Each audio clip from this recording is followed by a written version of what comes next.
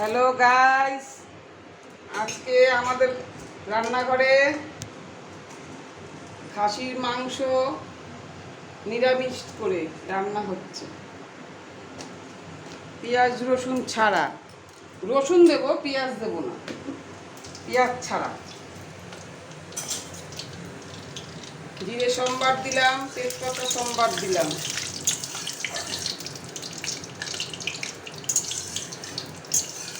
তারপরে আলু ভেজে নেব।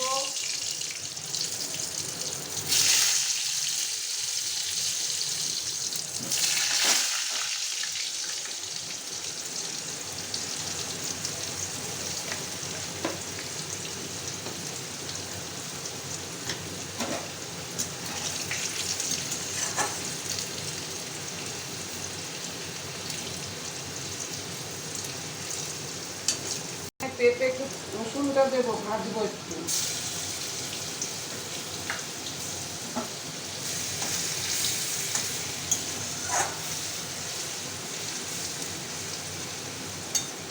আপনারা আবার ভাববেন না যে নিরামিষ বলে আবার রসুন দিচ্ছেন কেন কাকিমা। রসুনে হচ্ছে নিরামিষ।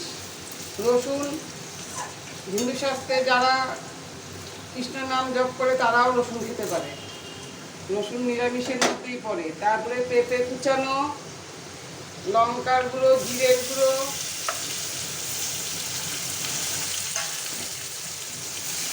হালকা আগে একটু ভেজে নেবেন।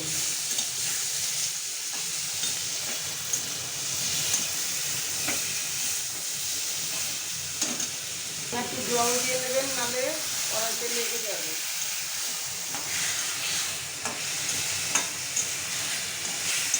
টক দই, আদা বাটা, লঙ্কা বাটা,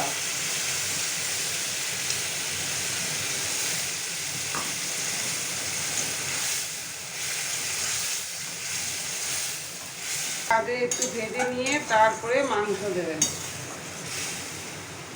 তারপরে হলুদ দেব,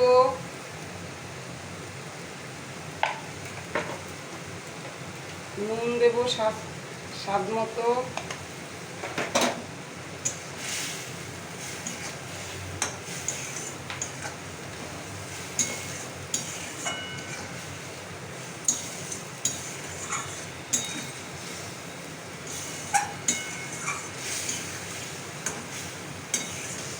এবার মাংসটা হালকা করে একটু সিদ্ধ করে নিয়েছি। যেহেতু কষা কষা খাবে সেহেতু একটু সিদ্ধ করে নিয়েছি।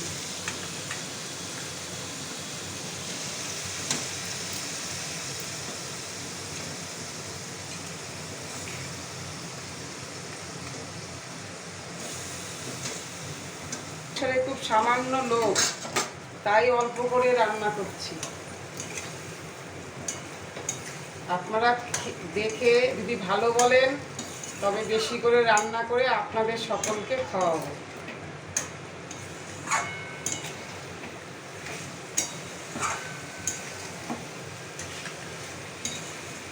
তারা এই রান্নাটা করে খাবেন।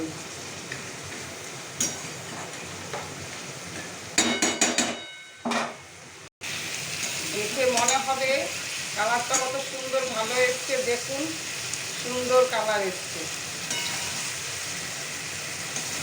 আর গরম মশলা খেতে না ভালোবাসেন তারা কষানোর সময় গরম মশলাটা দেবেন, তাতে গন্ধটাও ভালো আসবে আর খেতেও ভালো লাগবে, স্বাদ খুব ভালো হবে। দিয়ে দেব মাংসের যে সিদ্ধ করা জলটা, ওটা দিয়ে দিলাম।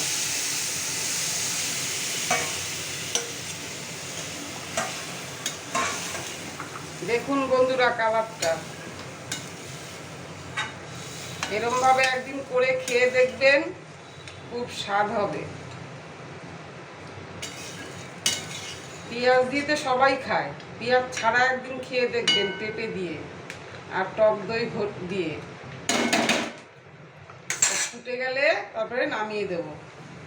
আপনারা দেখুন, আমাকে শেয়ার করুন, ফলো করুন, লাইক করুন, কমেন্ট করবেন, ভালো ভালো কমেন্ট করবেন যাতে আপনাদের কাছে গিয়ে দাঁড়াতে পারি।